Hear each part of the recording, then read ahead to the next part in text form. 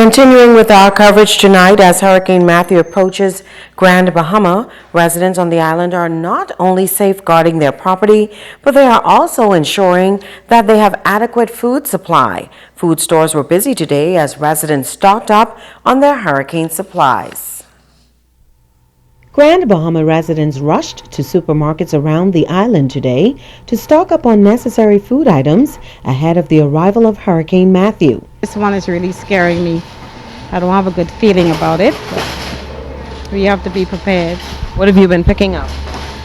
Tuna, corned beef, crackers, stuff like that to make what you could make easy. There are regular things like my tuna fish and the noodles and stuff and bleach. I take that up, but I know I will probably need that should we have the hurricane. I have 4 kids, so I got a lot of canned goods. While some residents believe local stores were not stocking the shelves fast enough, others were happy that they were able to find what they needed. The only thing that was well stocked was some crackers. There was like scanny tuna. I mean, they just putting out some tuna and stuff now. They have to keep bringing in things all the time. It's stocked to the capacity, and that people are able to find things what they really need, and the price is lowered. Do you find that the store was stocked well? Yes, somewhat. It's practically empty now, but somewhat. Manager at Sawyer's Food Store, Kayla Perdelis, says business has increased tremendously over the past few days, and she says they are keeping up with the demand. From the weekend, actually, Sawyer's was crazy busy. The people are not taking the storm lightly, and things pick up again on Monday, and especially yesterday after the cone change. People were in there. We restock at least 10 times since the weekend. We're extending the hours tonight. I'm going to stay open to accommodate the people for as late as they go. I am expect to go not past 10, but if I need to, I'll stay open past that already, because I don't intend to open past midday tomorrow. While most residents we spoke with say they are prepared for the monster storm, Cornelius McKinney says he is looking to a higher power. My trust is in God, and I've already prayed and I've just left it with him. That's it. Don't you think it's still wise to prepare as well? No. Well, at the hardware stores, the scene was pretty much the same. Italia Hall has that angle.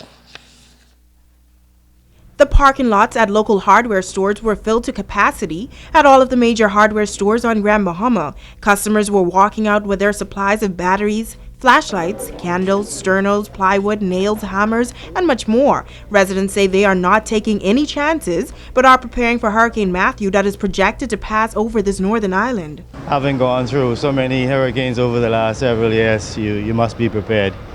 Even if it doesn't come this way, even if it shifts at the end of the day, you still need to be prepared. It is so unfortunate at the last moment. I'm just coming to look for batteries, but it's important to have these things on hand in any event. Even though Matthew might just pass us, the Bible tells us to always be prepared, never to be caught like the 5 foolish. It's very late in the game. You know us, we're last minute, so we're going to wait till the 12th hour and we see, the store is crammed. And it's good to see that people are still coming out and heeding the warning, because we see the storm has changed its direction and is coming straight up. So anything is possible. We believe God will bring us through this. We can ride out this storm. And even at this time, I think it's the best opportunity, because this way our family could come together now. I am purchasing plywood. What are you going to do with that plywood? Cover my house windows against flying debris. I purchased some batteries. These are not for me, they're for my mom. I'm already set. So I have everything that is needed for the hurricane. This resident, Derek Sturb, says he is thinking ahead just in case the power goes out. I'm operating an AC inverter and I'm a drop cord. What I'm going to do is get some power by letting my car run in my basement and running a drop cord from there, powering my fridge and a few fans and lights. Corey Damianos is encouraging all pet owners to not only secure their homes, but their pets as well. We just secured about 4 to 5 kennels.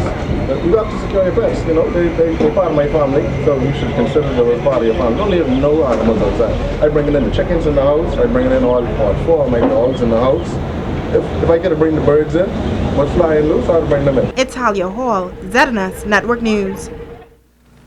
The Humane Society of Grand Bahama encouraging all pet owners on Grand Bahama to pay special attention to their animals during Hurricane Matthew, keeping them safe and out of harm's way. Kimberly Mullings visited this facility this afternoon to get tips from an executive at the society. The Humane Society of Grand Bahama is preparing for Hurricane Matthew, thanking Kelly's True Value local hardware store for donating plywood to them to use to batten up the society in preparation for the hurricane. Executive Director Tip Burrows offered a few basic tips for those residents with pets. Well, everyone should already have ample supplies of food and any medications that your pets are on. You should have at least a 1 week supply of food and medicine, maybe 2 weeks. 2 weeks would be better. And enough water. When you're getting water for yourself and your family, you need to plan for big dogs at least probably a gallon a day for them as well. Smaller dogs maybe half a gallon. Burrows says now is the time to prepare for all animals to come indoors. If your dogs normally live outside, you need to make preparations for them to come inside. No dog should be outside during, no dog or cat or any pets should be outside during a storm, especially one this strong. So if your dogs are normally outside, even if you think they have a strong dog house, don't leave them in it. The executive director also added that pets should not be let outside during the hurricane. If you have absolutely no choice but to let your animals be out, have them outside or be loose, try to put a collar on them. If you don't have a tag, you can use duct tape with a permanent marker and write your phone number on it, something. Take pictures of your pets if they're not microchipped or tagged, so that if they do get lost, you have a better chance of reclaiming them. The Humane Society of Grand Bahama is capable of boarding other animals in addition to cats and dogs. If you have small pets like guinea pigs, hamsters, birds, things like that, as long as you have a cage for them and can bring food for them, we can keep them here as well. We have a generator, so we'll have electricity and hopefully phones and water. Kimberly Mullings, ZNS Network News. The Humane Society will remain open to the public until 5 p.m.